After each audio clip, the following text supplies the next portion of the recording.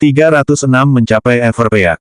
Setelah perasaan campur aduk antara kaget dan gembira mereda, Izrod berjalan untuk mengambil barang jarahan yang dijatuhkan Zephyr setelah kekalahannya. Meskipun Zephyr hanya meninggalkan 3 barang, hal itu dapat dimengerti setelah melihat salah satu barang itu. Oh, skillbook, Warpath Blade, Gale Zone Guard adalah skillbook keempat yang ditemukan Izrod setelah mengalahkan banyak monster dan banyak boss di RML.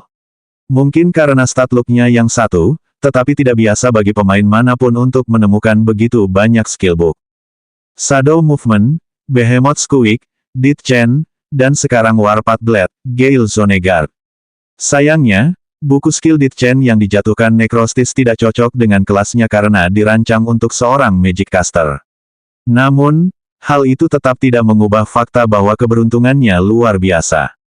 Nama keahlian, Warpath Blade, Gale Zone Guard. Tingkat keterampilan, 1/4. Peringkat keterampilan, A. Persyaratan, level 45, dilengkapi pedang. Biaya mana, 250. Aktif, memunculkan angin kencang yang melindungi pengguna dari semua serangan yang masuk dan pengendalian massa selama 5 detik. Pengguna tidak dapat menyerang atau bergerak selama periode waktu ini atau angin kencang yang mengelilingi mereka akan menghilang. Selama periode waktu angin kencang aktif, ia menyerap 35% dari semua kerusakan yang diterima dan mengubahnya menjadi serangan dengan elemen angin. Jumlah total kerusakan yang dikonversi tidak boleh melebihi 5 kali kekuatan serangan pengguna, kerusakan maks yang dikonversi, 10.305. Serangan pedang pengguna berikutnya akan memberikan bonus kerusakan sebagai kerusakan angin berdasarkan jumlah kerusakan yang dikonversi. Waktu pendinginan, 5 menit 25 detik. Keterangan, Warpath Blade menginginkan perdamaian, namun menerima perang. Ini pasti keterampilan yang sama yang dia gunakan sebelum kekalahannya. Tentu saja, sama seperti Flickering Steps milik Gear, sistem tidak diragukan lagi memberinya versi skill yang lebih ringan. Namun, meskipun begitu, skill itu tetap berguna. Terlebih lagi karena skill itu menawarkan bentuk pertahanan, area yang saat ini kurang dimiliki Izrod. Tak seorang pun menandingi Izrod dalam memperebutkan buku keterampilan tersebut karena diperlukan pedang untuk menggunakannya. Karena dia adalah satu-satunya pengguna pedang di dalam kelompok, dan mengingat kontribusinya yang besar dalam pertarungan, tidak ada satupun anggota kelompoknya yang cukup malu untuk meminta giliran. Belum lagi fakta bahwa dia memberi mereka masing-masing pil tingkat 2 tanpa meminta imbalan apapun. Izrod memasukkan buku keterampilan ke dalam inventarisnya untuk sementara waktu. Saat ini tidak ada gunanya bagiku karena aku masih butuh 3 level lagi sebelum bisa menggunakannya. Aku akan menyimpannya di inventarisku. Ke-25 koin emas dibagi 5, sehingga masing-masing mendapat 5 koin emas. Buku keterampilan jelas bernilai lebih dari 25 koin emas, oleh karena itu, Izrod bersikeras agar mereka membaginya di antara mereka sendiri. Adapun item terakhir, itu agak tidak biasa. Namun, karena itu adalah item ajaib, itu langsung membuatnya menjadi sesuatu yang berharga. Bahkan item ajaib dengan peringkat terendah pun dijual seharga 50 koin emas. Lagi pula, seberapa sulitkah mendapatkan item ajaib? Nama, Warpath Blade Insignia, pedang pertama item ajaib. Peringkat C. Penggunaan. Catatan khusus, bukti bahwa pemegang lencana ini adalah pedang pertama dari Warpath Blade. Gunakan dengan penuh wibawa. Mereka yang tidak memiliki bakat untuk pedang dan tidak layak memiliki kehormatan ini akan ditolak oleh lencana ini. Itu sebenarnya adalah benda ajaib peringkat C. Meskipun kegunaannya tidak jelas, catatan khusus itu menjelaskan beberapa hal. Sepertinya meja lipat ini dibuat khusus untukmu, Izrod. Qi Jiguang berkata sambil menggelengkan kepalanya tanda menyerah. Lambang itu hanya bisa dimiliki oleh mereka yang berbakat dalam pedang. Jika Izrod tidak memenuhi persyaratan itu, lalu siapa yang mungkin bisa bermimpi memegang lambang itu? Izrod tersenyum riang saat menjawab, keberuntunganku tampaknya cukup baik hari ini.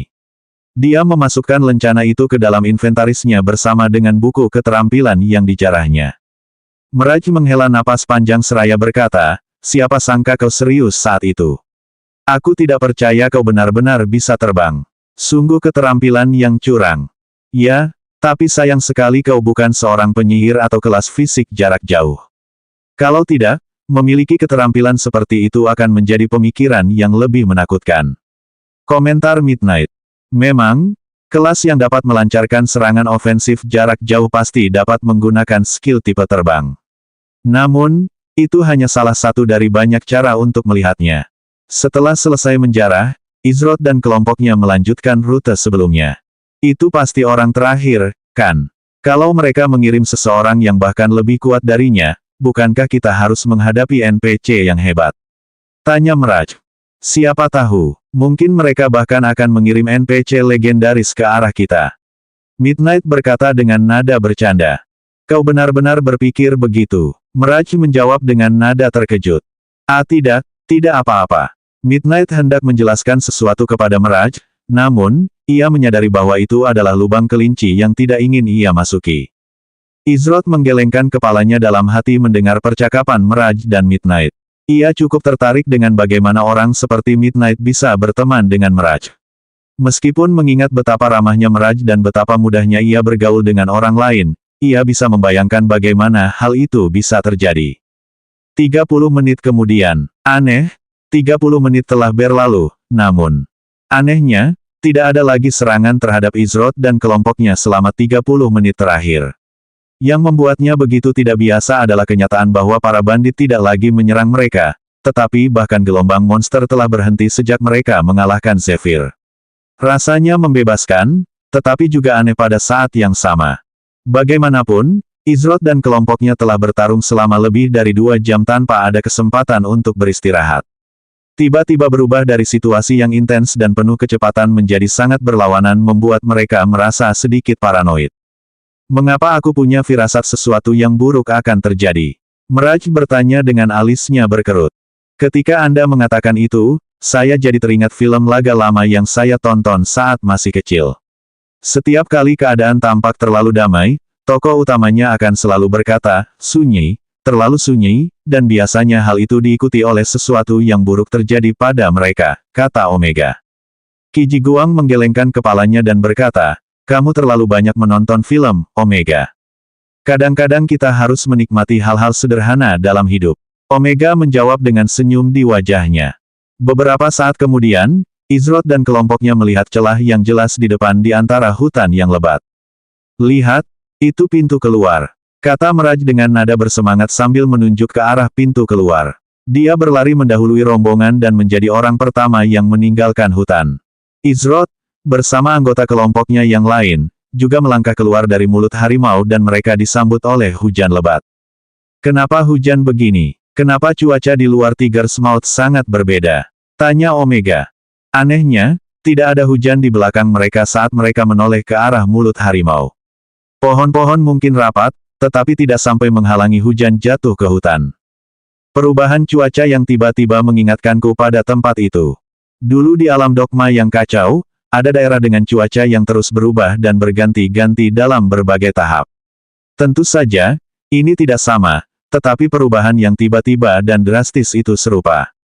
Tiba-tiba, gulungan di tangan Izrod memancarkan cahaya terang. Beberapa detik kemudian, cahaya itu padam dan rute sebelumnya yang ada di gulungan itu telah berubah total. Namun, semua titik itu tampaknya tetap berada di lokasi yang sama. Mengapa tiba-tiba berubah rute? Apakah terjadi sesuatu? Qiji Guang bertanya sambil mengamati cahaya yang dipancarkan gulungan itu. Rute pada gulungan itu telah diubah. Gulungan itu memberitahu kita untuk terus maju dari titik ini, jelas Izrod. Mengapa harus berubah? Mirage mengerutkan kening. Midnight berkata dengan ekspresi serius, mungkin itu adalah tindakan pengamanan tersembunyi yang dimiliki gulungan itu agar orang-orang yang mungkin pernah melihatnya sebelumnya tidak mengetahui rute pasti pemiliknya. Meskipun, ini hanya spekulasi yang tidak berdasar. Pertama, gelombang serangan monster dan bandit telah berhenti, dan sekarang, rute pada gulungan itu telah berubah dengan sendirinya. Bagaimana mungkin mereka tidak curiga? Tidak ada gunanya terlalu banyak memikirkannya. Apapun yang terjadi dengan gulungan itu, objek asli kita tetap tidak berubah. Kita masih harus sampai ke Everpeak, kata Izrod dengan santai. Semua orang setuju dengan kata-katanya. Mungkin karena tidak ada tindakan setelah sekian lama dan kejadian sebelumnya dengan si tanpa wajah yang mereka temui telah membuat mereka paranoid. 4. Belum lagi, rupanya ada si tanpa wajah lain di luar sana yang menginginkan manik-manik pikiran itu dengan cara apapun.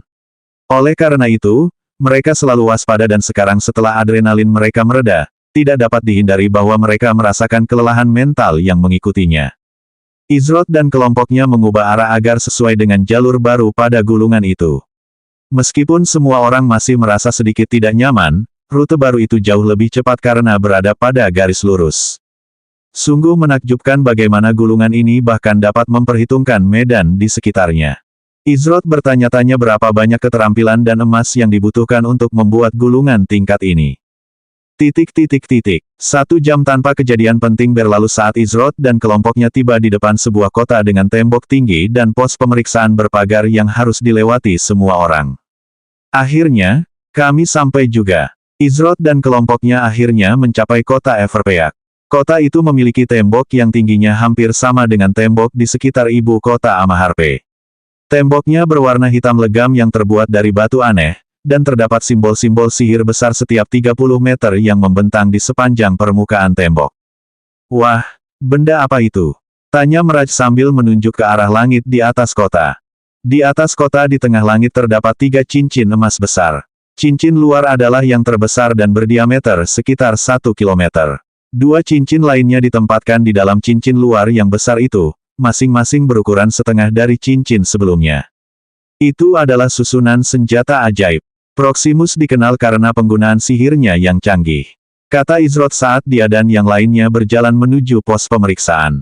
Rangkaian senjata ajaib, belum pernah mendengarnya, kata Meraj. Itu adalah sesuatu yang dapat membunuh ribuan Zephyr tanpa usaha apapun. Tentu saja, itu akan membuang-buang kekuatannya. Dari apa yang kupahami, yang ditempatkan di atas ibu kota magis bahkan lebih agung daripada yang ada di sini. Izrod menjelaskan. Bahkan membunuh 1000 orang dengan kekuatan Zephyr akan menjadi pemborosan kekuatannya. Jika memang begitu, seberapa berbahayakah senjata semacam itu? Saya tidak tahu betapa nyamannya saya memasuki kota yang selalu ada orang yang mengarahkan senjata ke arah saya. Komentar Omega. Tidak perlu khawatir, itu hanya diaktifkan dalam keadaan yang sangat mendesak dan sebagai pilihan terakhir, kata Izrod dengan nada riang. Izrod dan kelompoknya membutuhkan waktu 10 menit untuk mencapai bagian depan garis pos pemeriksaan. Gulungan masuk, kata penjaga yang bertugas di pos pemeriksaan. Gulungan pintu masuk. Semua orang terkejut ketika penjaga meminta gulungan pintu masuk. Bagaimana mungkin mereka bisa memiliki gulungan pintu masuk ketika ini adalah pertama kalinya mereka berada di Proximus?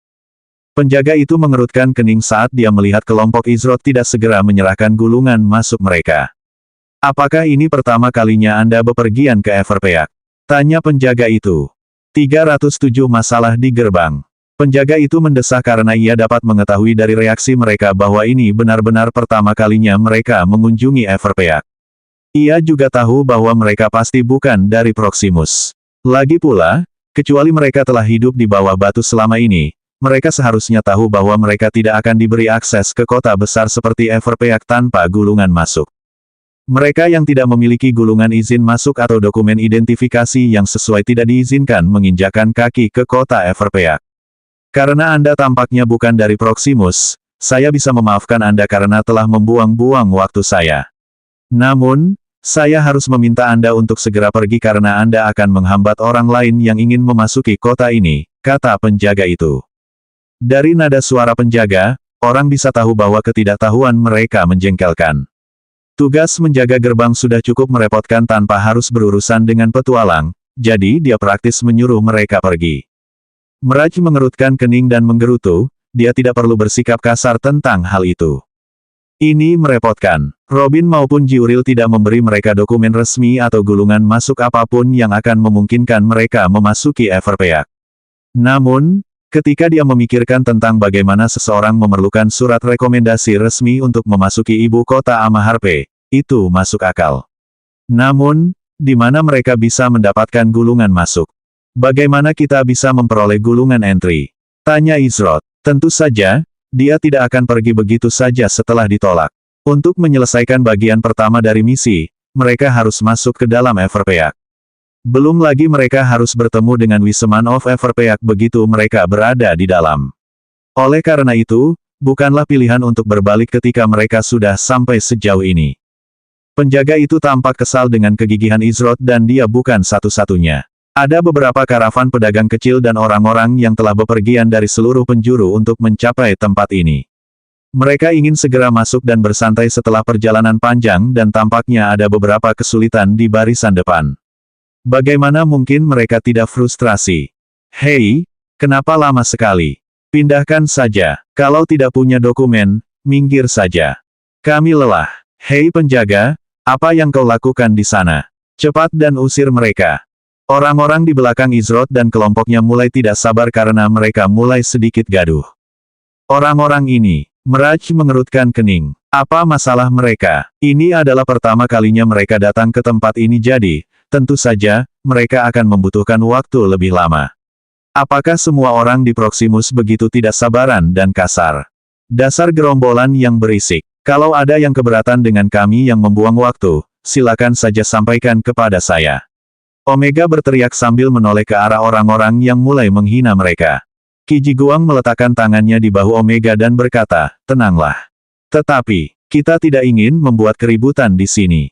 Ingat, kita tidak berada di Amaharpe. Mereka mungkin akan menangani berbagai hal dengan sedikit berbeda di sini.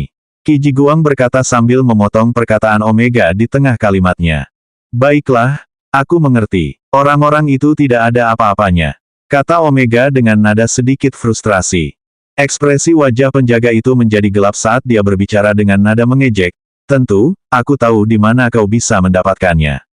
Kau hanya perlu mengajukan dokumen resmi ke ibu kota. Setelah kau membayar sedikit biaya, kau akan menerima gulungan izin masuk resmimu. Mari kita lihat. Ah ya, kau akan menerimanya dalam 5 hingga 6 hari. Aku mungkin bisa memberikan kata-kata yang bagus agar kau bisa mendapatkannya dalam 4 hari, tentu saja dengan sedikit biaya pribadi. 5-6 hari, seru Miraj. Saat mereka menerima gulungan entry, semuanya sudah terlambat dan misi akan dianggap gagal. Jika itu terjadi, konsekuensinya akan sangat buruk. Orang ini, Izrod bukan orang bodoh. Dia bisa melihat bahwa penjaga ini sengaja mempersulit mereka. Apa alasannya? Dia tidak tahu. Namun, pasti ada sesuatu yang tidak dia ceritakan kepada mereka. Selain itu, dia jelas-jelas mencoba memeras mereka. Dia mungkin bisa memberikan kata-kata yang bagus. Dia adalah penjaga gerbang, demi Tuhan. Kata-kata bagus apa yang bisa dia berikan yang akan membuat perbedaan? Tentunya, pasti ada cara yang lebih cepat untuk mendapatkan gulungan entry. Apakah mungkin untuk mendapatkannya di Everpeak? Midnight bertanya. Penjaga itu baru saja akan mengusir Midnight, tetapi tiba-tiba sebuah ide muncul di benaknya. Mereka sangat ingin memasuki kota itu. Baiklah, kalau begitu dia punya solusi yang tepat untuk menghadapi petualangan yang sulit. Karena suasana hatiku sedang baik hari ini, aku akan membocorkan sedikit rahasia kepadamu. Ada cara lain untuk masuk ke Everpeak tanpa gulungan entry atau dokumentasi apapun. Namun, ingatanku tampaknya agak kabur. Kata penjaga itu sambil menyeringai. Dia tampak seperti sedang berusaha keras untuk berpikir, tetapi dia melirik dari sudut matanya dengan salah satu tangannya terentang. Kau, Miraj tidak menginginkan apapun selain mencekik penjaga ini. Di antara penjaga dan orang-orang di belakang mereka yang berteriak menghina, dia bersedia melampiaskan amarahnya pada apapun saat ini. Izrod mengangkat tangannya untuk menghentikan Miraj. Ketika Miraj menoleh ke arahnya seolah-olah dia telah disakiti, dia melihat senyum riang di wajah Izrod. Hal ini menyebabkan Miraj menghela napas dalam-dalam dan mengangkat tangannya tanpa daya. Kami pamit dulu, kata Izrod. Namun, saat kata-kata itu keluar dari mulutnya, semua orang terdiam. Mereka akan pergi begitu saja. Bagaimana dengan misinya? Apakah mereka seharusnya meninggalkannya begitu saja? Meskipun begitu, aku berharap seorang penjaga gerbang biasa dapat menghadapi konsekuensi karena menolak tamu dari Wisman of Everpeak, kata Izrod dengan tatapan tajam di matanya. Orang-orang di belakang Izrod dan kelompoknya yang baru saja melontarkan hinaan beberapa saat lalu terdiam saat mendengar kata-kata itu. Mereka mulai berbicara di antara mereka sendiri dengan gugup. Tamu orang bijak, apakah dia serius? Tidak mungkin. Kupikir, mungkin dia tidak memperhatikan kita. Bodoh, kalau mereka benar-benar tamu sang bijak, maka tamatlah riwayat kita di Everpeak. Bahkan penguasa kota ini harus menunjukkan rasa hormat kepada sang bijak. Kerumunan orang menjadi gelisah dan tidak tenang. Apakah mereka baru saja menyinggung seseorang yang seharusnya tidak mereka hina? Penjaga itu terkejut dengan kata-kata Izrod dan itu terlihat jelas dari ekspresi wajahnya. Namun, dia segera sadar kembali dan senyum mengembang di wajahnya. Bagaimana mungkin sekelompok petualang yang tidak berpengalaman ini bisa berhubungan dengan sosok hebat seperti Sang Bijak? Mereka jelas berbohong. Hah, kau berharap aku percaya bahwa sekelompok petualang pemula seperti kalian adalah tamu Sang Bijak? Teruslah bermimpi, kata penjaga itu dengan nada percaya diri. Wuih, tiba-tiba, sebuah benda kecil terbang ke arah penjaga. Ia secara naluriah menangkap benda itu dengan tangannya, namun, ia sangat marah karena sebuah benda baru saja dilemparkan kepadanya tanpa peringatan. Namun, tepat saat ia siap berteriak marah, ia melihat sekilas benda itu dari sudut matanya. Karena penasaran, ia menunduk melihat benda di tangannya. Ketika penjaga itu melihat benda itu, ekspresi wajahnya berubah dari marah, menjadi terkejut, dan akhirnya menjadi takut. Itu hadiah kecil yang kami peroleh untuk orang bijak dalam perjalanan kami. Pastikan untuk memberitahu orang bijak bahwa Anda telah mengusir kami di gerbang saat Anda menyerahkannya kepada mereka. Ayo pergi, kata Izrod sambil berbalik dan berjalan menjauh dari gerbang. Meskipun semua orang bingung dengan tindakan dan kata-kata Izrod, mereka tahu bahwa ada metode di balik kegilaannya. Oleh karena itu, mereka memutuskan untuk mengikuti jejaknya dan mulai berjalan menjauh dari gerbang. Akan tetapi, sebelum mereka bisa melangkah jauh sebuah suara memanggil mereka dengan nada panik. Para dermawan, tunggu. Mohon tunggu. Suara itu tidak lain adalah suara penjaga yang baru saja menyulitkan Izrod dan kelompoknya. Penjaga itu segera mengejar kelompok itu sambil berjalan di depan mereka dengan senyum lebar di wajahnya. Saya benar-benar tidak tahu bahwa saya sedang berhadapan dengan tamu-tamu Sang Bijak. Saya mohon maaf atas ketidaktahuan saya, para dermawan yang terhormat. Tentu saja, Anda boleh masuk ke kota. Saya hanya meminta agar Anda tidak menceritakan kejadian kecil dan malang ini kepada Sang Bijak. Penjaga itu berkata dengan suara tergesa-gesa seolah-olah dia takut Izrod dan yang lainnya akan pergi sebelum dia selesai. Dia memastikan untuk tetap tersenyum sepanjang waktu berbicara. Sungguh menjijikkan. Itulah satu-satunya pikiran yang terlintas di benak Meraj saat itu. Dia bersikap kasar sejak pertama kali bertemu dan sekarang kepribadiannya telah berubah 180 derajat. Dia tidak tahu apa yang dilakukan Izrod hingga membuat penjaga itu berubah sikap begitu cepat, tetapi dia benar-benar menikmati melihat betapa paniknya penjaga itu. Karena suasana hatiku sedang baik hari ini, aku tidak akan menyinggung masalah ini. Namun, jangan salahkan aku atas apa yang terjadi jika kita terlambat bertemu dengan Sang Bijak karena tindakanmu.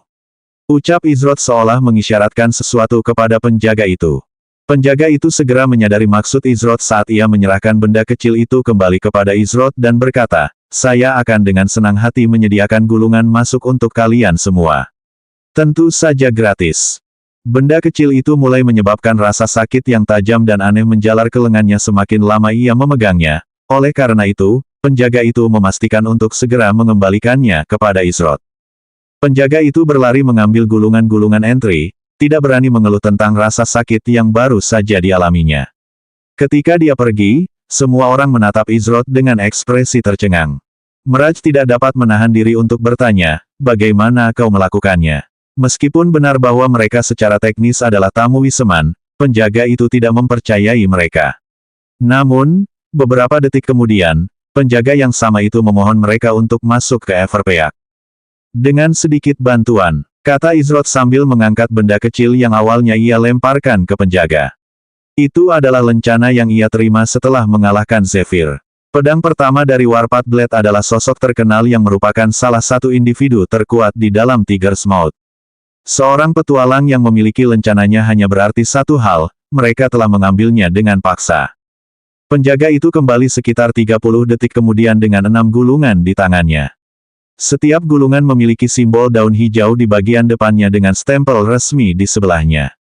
Dia secara pribadi menyerahkan satu gulungan entry kepada Izrod dan anggota kelompoknya. Keahlianmu dalam menggunakan pedang pasti tak tertandingi di seluruh negeri, dermawan yang terhormat. Untuk memegang lambang pedang pertama tanpa merasakan sakit, sungguh kekuatanmu tak terbatas dan keberanianmu, Penjaga itu menghujani Izrod dengan pujian seolah-olah ingin membuatnya berada di sisi baiknya, namun, dia segera disela. Sang bijak sudah menunggu cukup lama. Apakah kau ingin menunda kami lebih lama lagi? Miraj berkata dengan suara dingin. Dia tidak ingin membiarkan Izrod bersenang-senang, lagi pula, dia harus melampiaskan sebagian amarahnya. Namun, meskipun itu menyenangkan dan menyegarkan baginya, itu adalah pengalaman yang menakutkan bagi si penjaga. Tidak, tentu saja, itu bukan niatku. Semoga perjalananmu aman, kata penjaga itu dengan nada takut sambil membungkuk hormat untuk mempersilakan rombongan Izrod pergi. Miraj menyeringai dengan ekspresi kemenangan di wajahnya. Sungguh menyegarkan. Izrod dan kelompoknya melangkah melewati gerbang saat seluruh lingkungan mereka berubah total. Pada saat yang sama, mereka langsung disambut oleh dua peringatan sistem. Peringatan sistem, Anda telah memasuki Everpeak. Peringatan sistem, 3/3 mencapai kota Everpeak yang terletak di dalam wilayah Proximus. Mereka akhirnya melangkahkan kaki ke kota Everpeak dan menyelesaikan bagian pertama dari perjalanan mereka. Namun, apakah pertemuan dengan Wiseman of Everpeak benar-benar akan berjalan semulus yang terlihat? 308 transformasi Ying Yue yang rusak. Saat Izrod melangkah melewati gerbang Everpeak rasanya seperti memasuki dunia lain. Tempat ini tidak seperti Amaharpe. Kemanapun Izrod menoleh, ada sesuatu yang baru yang menyambut matanya. Meskipun ia telah melihat banyak hal ini di buku-buku yang ia baca di perpustakaan Istana Amaharpe, ini adalah pertama kalinya ia melihatnya secara langsung. Jalanan yang membentang di seluruh Everpeak sangat ramai dan ramai. Ada pedagang di sisi jalan yang menjual berbagai barang, mulai dari rempah-rempah dan makanan hingga bahan kerajinan dan peralatan unik. Tentu saja, peralatan yang dipajang biasa-biasa saja. Namun, yang benar-benar menarik perhatian Izrod adalah benda-benda bulat yang terbang di atas kota. Benda-benda itu berdiameter sekitar 4 meter dan terbang di langit dengan kecepatan tinggi. Itu pasti bola pengembara Proximus yang terkenal. Aneh, kukira itu hanya ada di ibu kota sihir. Traveler's Perez adalah penemuan unik yang hanya dimiliki oleh kerajaan Proximus. Benda ini membuat perjalanan di kota menjadi cepat dan efisien bagi mereka yang sedang terburu-buru. Tentu saja, benda ini terutama digunakan oleh para bangsawan dan pejabat pemerintah. Meskipun jika seseorang memiliki cukup koin emas, mereka mungkin dapat menaikinya. Satu-satunya kekurangannya adalah mereka membutuhkan banyak mana untuk beroperasi. Inilah alasan utama mengapa mereka hanya ditemukan di ibu kota sihir. Namun, tampaknya buku yang dibaca Izrod agak ketinggalan zaman karena kini ada juga Traveler's Perez di Everpeak. Ini mengejutkan mengingat Everpeak sudah memiliki susunan senjata ajaib yang perlu dikhawatirkan. Benda-benda itu menakjubkan. Apakah ada orang yang mengendarainya? Aku ingin mengendarainya, kata Miraj dengan nada bersemangat saat mengamati Traveler's Perez. Kau tahu kita masih dalam perjalanan, kan? Lagi pula, kita mungkin tidak bisa mengendarai benda-benda itu, kata Midnight. Apa kau selalu harus bersusah payah menghancurkan mimpiku? Miraj mendengus sambil menghentakkan kakinya dengan marah. Jika aku tidak menghancurkan mimpimu sesekali, maka pikiranmu akan melayang ke tempat yang jauh dari sini. Midnight menjawab dengan nada datar. Setelah melihat Everpeak, Izrod mengeluarkan gulungan dari inventarisnya yang membawa mereka ke kota ini. Ketika dia melihatnya, dia segera menyadari bahwa garis yang ada di sana sebelumnya telah menghilang. Namun, titik-titik yang menentukan posisi mereka masih ada di peta. Mungkinkah garis-garis itu menghilang saat kita mencapai tujuan yang dituju? Izrod tidak tahu bagaimana gulungan itu bekerja, tetapi ia menduga bahwa gulungan itu pasti seperti itu. Meskipun selama titik-titik itu ada, ia masih mampu menemukan jalannya. Kita berangkat, kata Izrod sambil mulai bergerak ke arah titik ungu itu berada. Semua orang mengikuti Izrod dan sekitar 20 menit kemudian, kelompok itu tiba di depan sebuah rumah besar. Ada 2 NPC yang berjaga di pintu masuk rumah besar itu dan tampak seperti prajurit elit berdasarkan penampilan mereka saja. Titik ungu ada di depan. Siapapun yang akan kita temui harus berada di dalam rumah besar itu. Sementara Izrod berasumsi bahwa mereka akan bertemu dengan Wiseman of Everpeak, tidak ada jaminan bahwa titik ungu itu adalah mereka. Namun, berdasarkan penampilan megah rumah besar itu dan reaksi penjaga ketika ia menyebut Wiseman of Everpeak, kemungkinannya tinggi. Pada akhirnya, Hanya ada satu cara untuk mengetahuinya. Apakah ada yang butuh rumah sebesar itu? Komentar Omega saat melihat rumah besar itu. Ini mengingatkanku pada rumah kakekku, kata Qiji Guang. Ah, kau benar. Orang tua itu memang keterlaluan mengingat sebagian besar staf di tempat itu. Omega mendesah. Oh, haruskah aku katakan padanya bahwa kamu mengatakan itu? Qiji Guang menyeringai. Wajah Omega memucat saat dia menggelengkan kepalanya dan menjawab, jika kau melakukan itu aku akan mati. Terakhir kali aku berlatih denganmu dan kakekmu itu seperti neraka. Sejujurnya aku tidak mengerti bagaimana kau bisa tumbuh besar dengan melakukan itu setiap hari.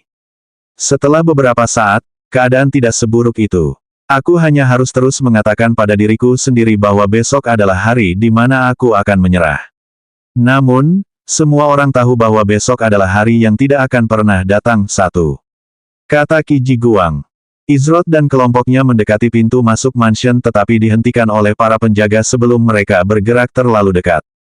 Berhenti. Properti ini milik Wiseman. Tidak seorang pun diizinkan masuk tanpa membuat janji terlebih dahulu. Maaf, tetapi saya harus meminta Anda untuk menjaga jarak. Salah satu penjaga memperingatkan dengan cara yang profesional. Lebih banyak penjaga, Mirage mengernyit. Apakah kerajaan ini terobsesi dengan penjaga yang mendikte setiap tindakan? Apakah mereka akan bertemu dengan penjaga yang tidak mengizinkan mereka duduk di kursi tanpa semacam gulungan, duduk di kursi? Sungguh konyol. Nama NPC, Sorval, Kapten Everchase Knights. Tingkat NPC. HP NPC 100%. Nama NPC, Vortex, Komandan kedua Everchase Knights Elite. Tingkat NPC, 45. HP NPC 100%. Penjaga yang berbicara kepada Izrod dan kelompoknya adalah Sorval, Kapten Everchase Knights. Melalui kata-katanya, ia mengonfirmasi keraguan Izrod sebelumnya. Ini jelas tempat Wiseman. Siapakah sebenarnya orang bijak Everpeak ini yang memiliki kapten dan komandan kedua Everchase Knights sebagai pengawal pribadi mereka? Everchase Knights of Proximus setara dengan Crimson Corps Guard milik Amaharpe. Tentu saja, Crimson Corps Guard lebih kuat daripada yang pertama karena Proximus adalah kerajaan sihir, tetapi mereka tidak boleh dipandang rendah. Level Sorval disembunyikan yang menunjukkan bahwa dia setidaknya 10 level lebih tinggi dari Izrod. Ini berarti Sorval minimal berada di level 53. Namun, komandan kedua menunjukkan betapa besarnya kesenjangan antara Everchase Knights dan Crimson Corps Guard. Sementara dia berada di level 44 dan memegang pangkat komandan kedua, Jiuril sudah berada di level 40 dan dia masih dianggap sebagai kandidat trainee untuk Crimson Corps Guard. Namun, ini sudah diduga mengingat kerajaan Proximus menghususkan diri dalam sihir.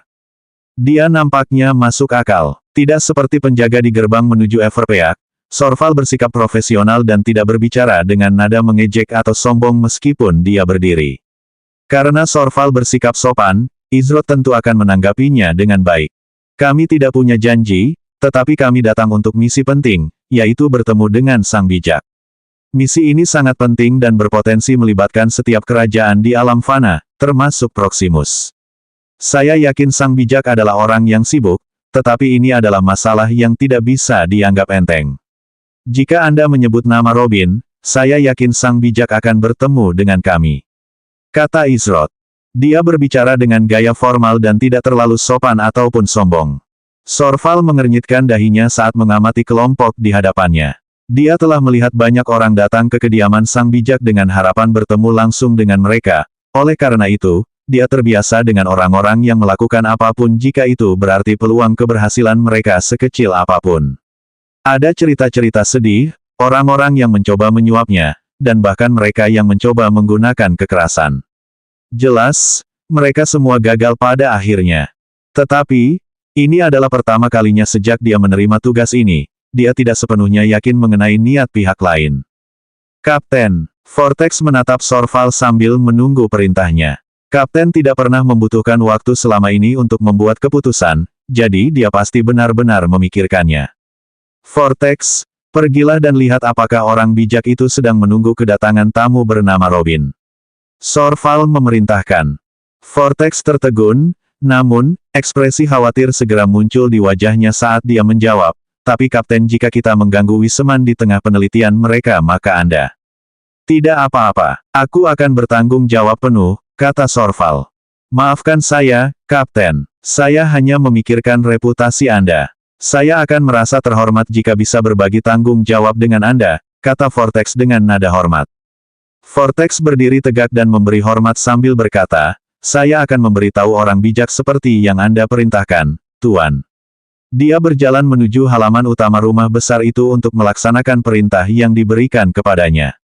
Sepertinya tidak semua penjaga di Proximus menyebalkan seperti orang itu, kata Mirage. Izrod dapat mengetahui dari percakapan singkat itu bahwa Sorval kemungkinan besar sangat dihormati oleh orang-orang di bawahnya. Bagaimanapun, Vortex tampak tulus dalam kata-katanya ketika ia menyebutkan pembagian tanggung jawab. Ia bahkan mengatakan bahwa itu akan menjadi suatu kehormatan. Tidak banyak orang di posisinya yang mau mempertaruhkan jabatan mereka, terutama untuk atasan yang tidak mereka hormati. Mereka akan enggan dan ragu-ragu meskipun itu adalah perintah. Jika saudara seperjuanganku harus menanggung beban kebohongan kalian, maka aku akan secara pribadi memastikan bahwa tidak seorang pun dari kalian yang mampu mengucapkan kebohongan seperti itu lagi, kata Sorval dengan nada serius. Tenang saja, sang bijak tidak akan ragu menemui kita. Izrod meyakinkan. Sekitar 10 menit kemudian, Vortex akhirnya kembali dengan ekspresi bingung di wajahnya. Apakah ada masalah? Tanya Sorval saat ia melihat ekspresi wajah Vortex. Tidak, Wiseman akan menemui mereka. Hanya saja, Kapten, Wiseman bersikeras agar Anda juga menemui mereka, kata Vortex. Denganku, Sorval dapat melihat mengapa Vortex tampak bingung. Sang bijak tidak sering menerima tamu. Bahkan mereka berdua hanya pernah bertemu sang bijak sekali dan itu terjadi ketika mereka pertama kali ditugaskan untuk menjaga tempat ini. Semua perintah mereka diterima melalui sihir komunikasi. Oleh karena itu, dia tidak dapat menahan diri untuk bertanya-tanya apa yang diinginkan sang bijak darinya. Ya, Kapten, Vortex berkata dengan nada yakin. Saya mengerti. Saya akan meninggalkan pintu masuk untuk kalian untuk sementara waktu. Kalian berenam, harap jaga sopan santun saat bertemu dengan sang bijak. Saya katakan ini demi keselamatan kalian sendiri. Ikuti saya dan jangan menyimpang. Sorval memperingatkan sambil berjalan menuju halaman utama rumah besar itu. Izrod dan kelompoknya mengikuti Sorval saat mereka dengan cepat tiba di pintu depan yang mengarah langsung ke mansion itu sendiri. Hei, bukankah si bijak itu tampak seperti lelaki tua pemarah? Kata Mirage dengan suara rendah. Midnight mendesah dan menjawab, sepertinya mereka adalah tipe yang terobsesi dengan suatu penelitian. Dia ingat para penjaga merasa terganggu karena berpotensi mengganggu penelitian sang bijak. Kurasa kita akan segera mengetahuinya, kata Izrod dengan nada riang. Sorval, Kapten Everchase Knights memasuki kediaman Wiseman. Seru Sorval dengan penuh hormat. Beberapa detik kemudian, pintu-pintu rumah besar itu terbuka sendiri seolah mengundang mereka masuk. Sorval melangkah melewati pintu-pintu rumah besar dan memberi isyarat kepada Izrod dan yang lainnya untuk mengikutinya. Saat semua orang melangkah melewati pintu-pintu, sebuah lingkaran sihir kecil dengan struktur yang rumit muncul di bawah kaki mereka saat pintu-pintu itu menutup sendiri. Lingkaran sihir itu bergerak dari tanah dan melalui tubuh mereka hingga mencapai puncak kepala mereka sebelum menghilang. Sungguh perasaan yang aneh, ucap Qi Jiguang saat lingkaran sihir itu menghilang. Itu hanya tindakan pengamanan, jangan pedulikan itu, jawab Sorval. Ketika lingkaran sihir terakhir menghilang, kilatan cahaya terang datang dari belakang Izrod dan yang lainnya. Namun, ketika mereka menoleh untuk melihat cahaya apa itu, mereka menyadari bahwa Ying Yue telah menghilang. Di tempat Ying Yue seharusnya berdiri, sebaliknya, ada seorang gadis muda dengan rambut perak panjang yang dibentuk dengan gaya ikal bor dengan mata biru muda yang jernih. Gadis muda itu tingginya tidak lebih dari 140 cm dan bertubuh mungil. Ada ekspresi bingung di wajahnya seolah-olah dia tidak mengerti apa yang sedang terjadi. Entah mengapa ketika lingkaran sihir itu melewatinya, itu menonaktifkan skill alter yang melekat pada perhiasannya dan secara paksa mengembalikan Ying Yue ke penampilan aslinya. Dengan kata lain, transformasinya telah rusak.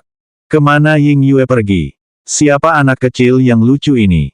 Mirage bertanya sambil mengamati sekeliling ruangan untuk mencari Ying Yue. Dia bukan satu-satunya yang bingung karena semua orang, kecuali Izrod, juga bingung dengan hilangnya Ying Yue yang tiba-tiba. Tentu saja, Izroth adalah satu-satunya yang tahu bahwa gadis muda di hadapan mereka sebenarnya adalah Ying Yue. 1. Besok adalah lusa, namun jika setiap hari adalah hari ini maka besok adalah hari yang tidak pernah datang. 309 orang bijak dari Everpeak. Sihirku, kata Ying Yue dengan nada bingung. Dia tidak membatalkan sihir transformasinya sendiri, oleh karena itu, pasti ada sesuatu yang menonaktifkannya secara paksa. Namun, dia terlalu panik untuk menyadari peringatan sistem yang baru saja muncul.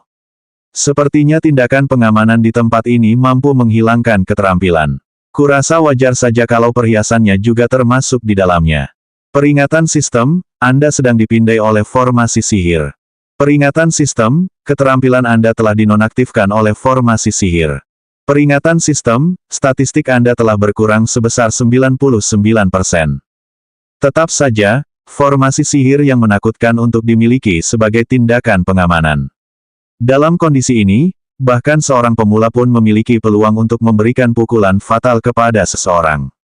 Nama, Izroth. Ekspresi, 1.146.285 per 1.856.112 61,76%.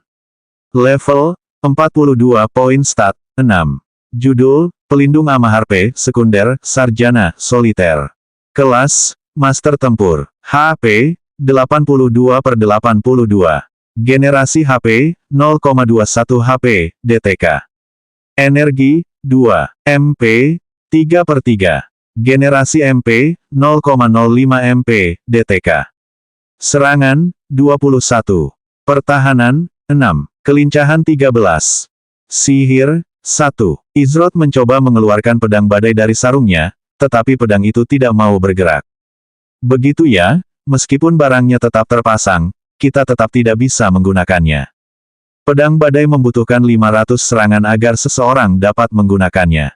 Oleh karena itu, tidak terlalu mengejutkan ketika Izroth menemukan bahwa ia tidak dapat menghunusnya dengan serangan yang sangat sedikit, yaitu 21. Statistikku, teriak Omega karena terkejut. Hanya butuh beberapa saat bagi semua orang untuk menemukan peringatan sistem dan memahami apa yang baru saja terjadi pada mereka. Sorval juga cukup sabar untuk menjelaskan kepada semua orang bahwa ini adalah kejadian normal bagi mereka yang memasuki kediaman Sang Bijak. Lagi pula, mengingat popularitas dan pengaruh Sang Bijak, wajar untuk berasumsi bahwa mereka memiliki banyak musuh yang bersembunyi di balik bayangan. Formasi sihir ini adalah perlindungan terhadap musuh-musuh yang ingin mencelakai Sang Bijak. Semua orang menjadi tenang dan kembali tenang. Namun, bagaimana mungkin mereka tidak terkejut ketika semua statistik mereka tiba-tiba menghilang? Meraj menghela napas panjang lega dan berkata, "Kupikir semua kerja keras dan kemajuanku telah terhapus." Itu agak tidak masuk akal bahkan jika ini adalah misi peringkat S. Komentar Midnight. Izroth tiba-tiba mengalihkan perhatiannya ke tangga spiral yang terletak di tengah mansion. Meskipun semua kemampuannya dinonaktifkan, sifat esensi jiwanya tidak terpengaruh oleh formasi sihir, oleh karena itu, ia masih dapat menggunakan kemampuan yang melekat padanya. Ia merasakan seseorang menuruni tangga dengan indera jiwanya dan hendak menggunakan indera penglihatan energi ketika sebuah suara tiba-tiba terdengar di dekat telinganya. "Aku tidak akan menggunakan kemampuan itu di sini, Izroth." Suara itu terdengar feminin, memikat, dan riang, tidak seperti masalah yang diberikan dunia kepada seseorang. Izroth menghentikan dirinya sendiri sebelum mengaktifkan energi Vision Sense miliknya. Fakta bahwa dia mengerti apa yang akan dia lakukan mengejutkan Izroth. Namun yang benar-benar mengejutkannya adalah dia tahu namanya. Karena peringatannya tampak tulus, Izroth memutuskan tidak ada ruginya menghentikan indera penglihatan energinya. Pilihan yang bagus. Suara itu terdengar di telinga Izroth sekali lagi sebelum menghilang. Orang ini berbahaya. Saat ini, Izroth maupun anggota kelompoknya tidak memiliki cara untuk membela diri karena formasi sihir tersebut. Namun, ia mengerti bahwa jika orang yang mengendalikan formasi sihir ini ingin menyakiti mereka, mereka pasti sudah melakukannya. Suara langkah kaki terdengar dari tangga spiral. Beberapa saat kemudian, seorang wanita muda yang tampaknya berusia akhir belasan hingga awal 20-an tiba di dasar tangga. Wanita muda itu memiliki rambut perak panjang berkilau yang menjuntai hingga lutut dengan semburat warna pelangi di tepinya. Matanya sewarna matahari dan penampilannya sangat cantik. Namun, ketika seseorang memperhatikan ujung runcing yang merupakan telinganya mengintip dari sisi rambutnya, lebih mudah untuk memahami kecantikannya. Wanita muda itu sebenarnya adalah anggota ras Trepasia. Dia mengenakan jubah yang sangat elegan dan memegang tongkat yang luar biasa dengan sejenis kristal aneh yang memancarkan kekuatan besar. Orang bijak, ucap Sorval sambil mengepalkan tangannya dan membungkuk hormat. Orang bijak, si cantik itu adalah orang bijak. Miraj adalah orang yang paling tercengang. Dia pikir orang bijak itu adalah seorang pria tua pemarah, bukan seorang wanita muda yang berseri-seri. Wanita muda itu mengangguk kecil menanggapi sapaan Sorval. Ada raut wajah tenang dan netral saat pandangannya menyapu para anggota yang hadir di hadapannya. Izinkan aku memperkenalkan diriku dengan baik. Aku adalah Wiseman of Everpeak, Krixelsia. Tampaknya perjalananmu ke tempat ini penuh dengan banyak masalah. Ayo, kita punya banyak hal untuk dibicarakan tetapi waktunya sangat sedikit. Kata Krixelsia sambil mengetukkan tongkat di tangannya ke tanah dengan lembut. Segera setelah itu, lingkaran sihir besar terbentuk di bawah kaki semua orang saat kilatan cahaya terang muncul. Saat cahaya itu menghilang, tidak ada jejak kehidupan yang tersisa di dalam ruangan. Sihir spasial. Izroth melayang melewati area yang sama sekali tidak memiliki cahaya, namun entah bagaimana orang masih dapat melihat semua yang ada di sekitar mereka. Ada batu-batu pecah yang membeku di udara dan area di sekitarnya dipenuhi dengan rona ungu yang tidak biasa. Rona ungu itu bukanlah sumber cahaya, tetapi sebaliknya, itu tampak seperti suatu bentuk energi. Meskipun Izroth saat ini tidak memiliki keterampilan kesadaran spasial karena efek formasi sihir, dia memiliki gambaran samar tentang tempat apa ini. Wah, cahaya ungu menyelimuti Izroth dan beberapa saat kemudian, ia muncul di sebuah ruangan luas dengan tata letak sederhana. Ada meja kayu dengan kertas-kertas berserakan di atasnya dan rak-rak yang dipenuhi berbagai bahan berharga dan langka yang bahkan akan membuat gild-gild papan atas meneteskan air liur. Anda harus memaafkan kehati-hatian saya, namun, apa yang harus kita bahas tidak boleh didengar oleh mereka yang ingin tahu. Area ini adalah ruang terpencil yang sepenuhnya dapat saya kendalikan. Dengan ini, kita dapat berbicara dengan bebas. Kata Krixelsia sambil berdiri di depan meja kayu. Sebelum kami memberitahumu apapun, apa yang kau lakukan pada Ying Yue? Miraj bertanya dengan wajah cemberut. Ekspresi wajah Krixelsia menjadi sedikit bingung saat Miraj menanyakan hal itu. Ia mengarahkan pandangannya pada Ying Yue yang masih bingung. Ia segera menyadari bahwa entah mengapa, Ying Yue pasti menyembunyikan penampilannya jika bahkan anggota kelompoknya sendiri tidak menyadari sihir transformasinya. Sayangnya, Krixelsia tidak punya waktu untuk melayani keinginan pribadi siapapun. Jika kau mencari temanmu, kenapa kau tidak bertanya langsung pada anak muda itu? Tanya Krixelsia. Apa maksudmu? Kata Miraj sambil bersama anggota kelompoknya menoleh ke arah Ying Yue. Ying Yue merasa malu dengan tatapan mata yang terus-menerus itu saat dia menatap Izroth dengan mata memohon. Dia tampak seperti ingin menangis. Ketakutan terbesarnya adalah bahwa semua orang akan salah paham dan percaya bahwa dia mencoba untuk sengaja menyesatkan atau menipu mereka. Izroth melihat tatapan memohon di mata Ying Yue saat dia menggelengkan kepalanya dalam hati. Saat dia berubah, dia memancarkan aura yang kuat dan sunyi. Sayangnya, saat transformasinya berakhir, ceritanya berbeda. Karena mereka agak terdesak waktu, Izroth menjelaskan sendiri situasinya kepada semua orang. Setelah mendengar penjelasan Izroth, semua orang tercengang. Ternyata mereka berdua pernah bertemu sebelumnya. Tidak hanya itu, Izroth bahkan mengetahui tentang kemampuan transformasinya selama ini. Tapi, kenapa kau ingin menyembunyikan penampilanmu dari kami? Apa kau pikir kami tidak akan menganggapmu serius seperti mantan anggota partimu? Tanya Miraj. Namun, saat Ying Yue sedang mencari jawaban, Krixelsia menyela mereka. Saya khawatir masalah itu harus menunggu beberapa saat, kata Krixelsia sambil menyela pembicaraan mereka. Ia kemudian melanjutkan, sangat menyedihkan bahwa Robinarzin tidak mampu bertahan dalam perjalanan panjang, namun kematiannya tidak akan sia-sia berkat usaha kalian.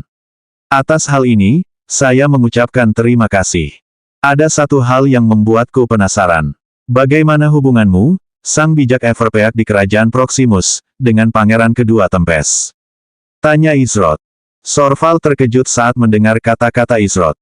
Sang bijaksana terhubung dengan Tempest. Tidak mungkin. Dia selalu menjadi warga negara yang setia di kerajaan. Selain itu, semua orang tahu bahwa Proximus telah menjadi musuh Tempest selama beberapa dekade. Anak muda, aku tidak bisa memaafkan kata-katamu yang baru saja kau ucapkan untuk memfitnah nama sang bijak. Ucap Sorval dengan nada serius. Tidak apa-apa, Sorval. Itulah salah satu alasan mengapa aku mengundangmu ke sini untuk bergabung dengan kami sebagai Kapten Everchase Knights. Ucap Krixelsia. Dia kemudian melanjutkan, saya harus mengoreksi Anda. Bukan Tempest yang terhubung dengan saya, tetapi pangeran kedua dan saya pernah berpapasan. Karena itulah dia mempercayai saya sampai sejauh itu. Krixelsia melambaikan tongkatnya di depannya saat 6 manik safir melesat ke arah kristal di tongkatnya dan berputar cepat di sekitarnya.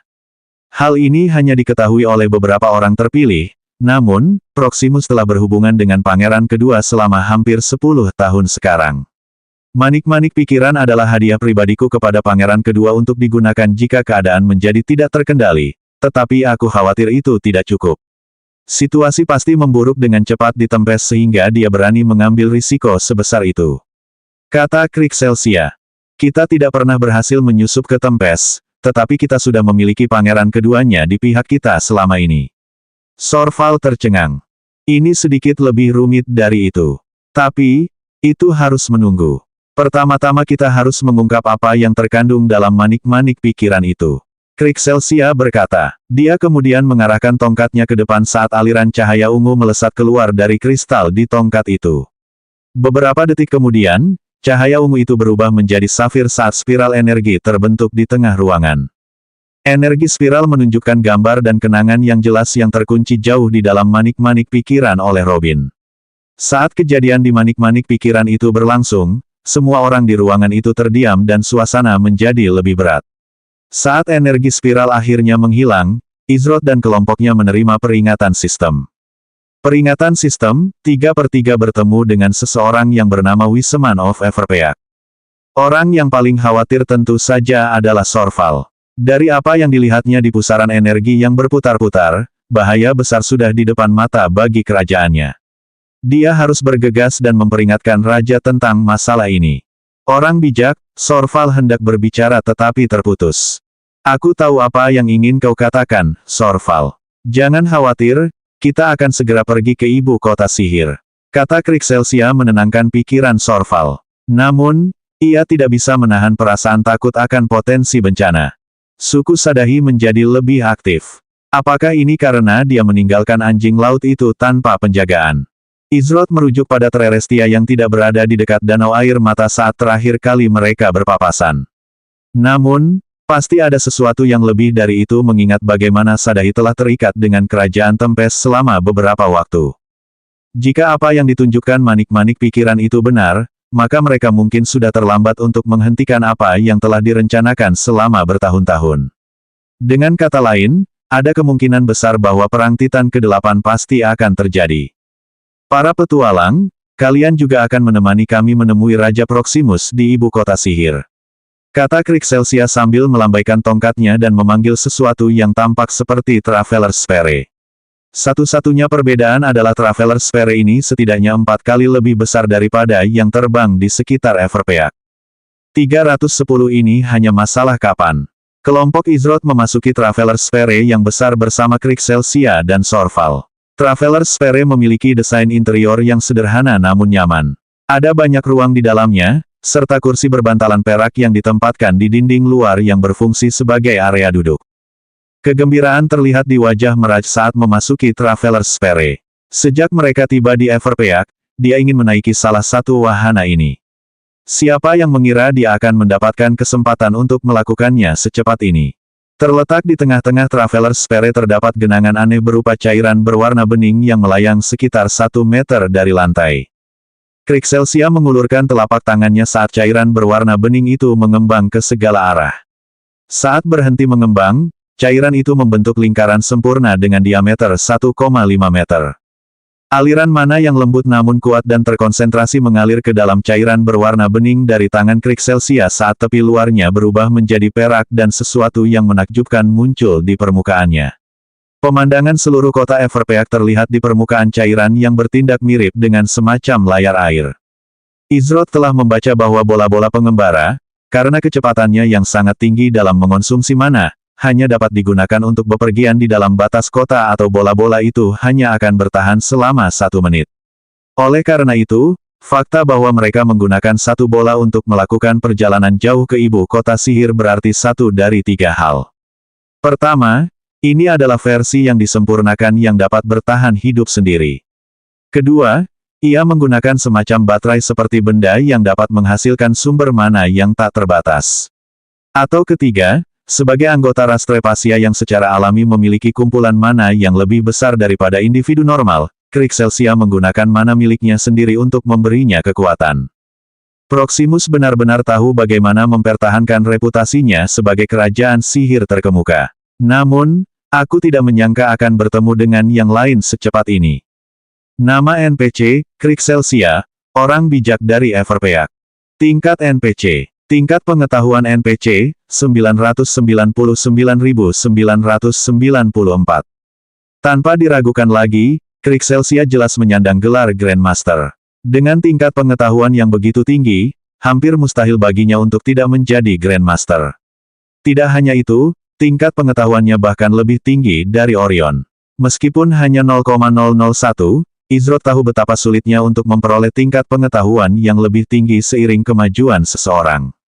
Ia merasa bahwa meskipun ia membaca buku-buku di perpustakaan umum Amaharpe, tingkat pengetahuannya hanya akan naik 5 hingga 10 tingkat dan itu sudah cukup murah hati. Oleh karena itu, ia memahami betapa sulitnya bagi mereka yang bergelar Grandmaster untuk mengumpulkan poin sekecil apapun untuk meningkatkan pengetahuan mereka. Menakjubkan, seru Meraj saat menyaksikan pemandangan di layar air. Ying Yue juga terpesona oleh pemandangan itu. Jika seseorang melihat langsung ke layar air, mereka akan tampak seolah-olah mengambang di udara. Peringatan sistem, Anda telah meninggalkan sekitar formasi sihir. Peringatan sistem, keterampilan Anda telah diaktifkan. Peringatan sistem, statistik Anda telah kembali normal. Saat semua orang menikmati perjalanan di dalam Traveler's Sphere, Krixelsia menatap Izrod yang duduk di sana dengan ekspresi riang di wajahnya. Begitu pula, tatapan Izrod tidak pernah lepas dari Krixelsia sejak mereka memasuki Traveler's Sphere. Peringatan sistem, Anda telah terpengaruh oleh keterampilan pikiran yang diucapkan. Sepertinya ada sesuatu yang membebani pikiranmu. Apakah kau ingin membicarakannya? Tanya Krixelsia. Namun, bibirnya tidak bergerak saat dia berbicara dan tidak seorang pun di sekitarnya yang menyadari kata-katanya. Setidaknya, tidak seorang pun kecuali Izrod. Apakah ini suatu bentuk telepati? Izrod segera menyadari skill yang memengaruhinya dan tahu bahwa itu ada hubungannya dengan Krixelsia. Namun, ketika dia mencoba menanggapinya dengan memikirkan jawabannya, tidak ada jawaban. Betapa tidak pengertiannya aku. Ini mungkin pertama kalinya kau mengalami spoken thought. Kau bisa berbicara seperti biasa, namun, alih-alih kata-kata keluar dari mulutmu, kata-kata itu akan langsung ditransfer ke pikiran orang lain. Dalam kasus ini, tentu saja, orang itu adalah aku. Krixelsia menjelaskan. Begitu ya, mantra yang menarik. Ada alasan untuk menggunakan metode khusus ini. Jawab Izrod. Sama seperti Krixelsia, bibirnya tidak bergerak saat berbicara dan hanya Krixelsia yang bisa mendengar kata-katanya. Saya merasa jati diri seseorang cenderung menjadi agak kurang saat berada di sekitar orang lain. Selain itu, Anda lebih menyadari situasi secara keseluruhan daripada anggota kelompok Anda yang lain. Setelah secara pribadi melakukan perjalanan ke alam Sadahi dan alam dogma yang kacau, tidak banyak individu yang mampu memperoleh prestasi seperti itu di usia Anda. Krixelsia menyatakan. Sejujurnya, Izrod tidak terkejut bahwa Krixelsia tahu bahwa dia pergi ke alam dogma yang kacau.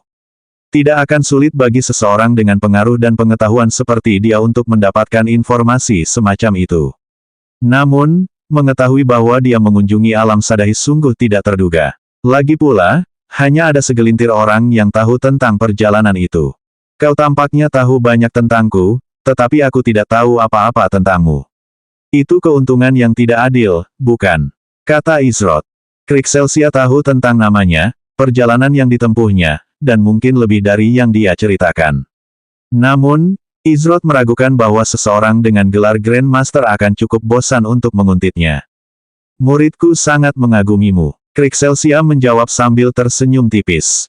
Oh, siapakah muridmu? Tanya Izrod. Kau akan tahu nanti. Lagi pula, mereka saat ini berada di ibu kota sihir. Kata Krixelsia. Saat Izrod dan Krixelsia bertukar beberapa kata lagi, Izrod akhirnya mengajukan pertanyaan yang ada di benaknya. Berapa lama alam fana itu? Tanya Izrod. Krixelsia awalnya terdiam, namun tak lama kemudian ia menjawab, kira-kira antara 6 bulan sampai 2 tahun. Bahkan lebih pendek dari yang aku perkirakan. Karena rasio waktu saat ini adalah 3:1, pemain memiliki waktu 2 hingga 8 bulan untuk mempersiapkan diri menghadapi apa yang akan terjadi. Sepertinya saya tidak bisa menundanya lebih lama lagi. Izrod memutuskan bahwa setelah misi ini selesai, ia tidak akan lagi menunda untuk mengurus sesuatu yang telah terlintas di benaknya berkali-kali. Sebelumnya, ketika hal itu terlintas di benaknya, ia tahu bahwa itu adalah ide yang tidak berkelanjutan mengingat ia kekurangan dana. Namun, dengan adanya Mystical Realm Palace, ide yang sebelumnya tidak berkelanjutan itu telah berubah menjadi kemungkinan nyata. Saya khawatir masalah kali ini cukup serius. Dulu, ancaman selalu ada, tetapi masih dalam jangkauan kendali tertentu. Pertanyaannya bukan lagi bagaimana, tetapi hanya kapan. Krixelsia menyatakan. Sudah ada Sadahi yang perlu dikhawatirkan, namun, tampaknya Sadahi hanyalah salah satu dari banyak kelompok yang bergerak dalam bayang-bayang dan memanipulasi pemain, serta beberapa kejadian di balik layar. Netherworld, League of the Eidolon, dan bahkan kerajaan seperti Tempest mungkin hanya beberapa dari berbagai kelompok tersebut. Bahkan Ger dan Trerestia muncul kembali ketika Izrod tiba di hadapan utusan Netherworld. Bagaimana mungkin itu hanya kebetulan bahwa mereka kebetulan berada di dekatnya saat itu? Kemungkinan besar, mereka berdua juga bergerak di belakang layar. Sesuatu yang besar akan terjadi yang akan membuat alam fana menjadi kacau. Namun, apapun yang akan terjadi, aku akan memastikan bahwa aku lebih dari siap untuk itu.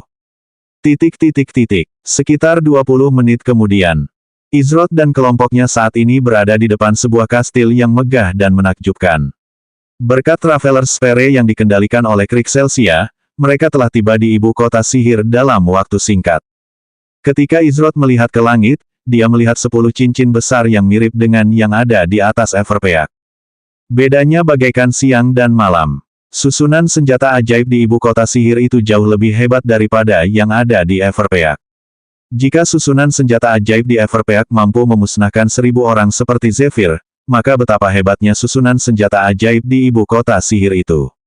Mungkin saja susunan itu bahkan dapat menaklukkan makhluk legendaris yang memiliki kekuatan luar biasa. Krixelsia berjalan melewati para penjaga yang berjaga di pintu masuk utama menuju kastil. Para penjaga terkejut melihat Wiseman yang jarang sekali keluar dari tempat tinggal mereka.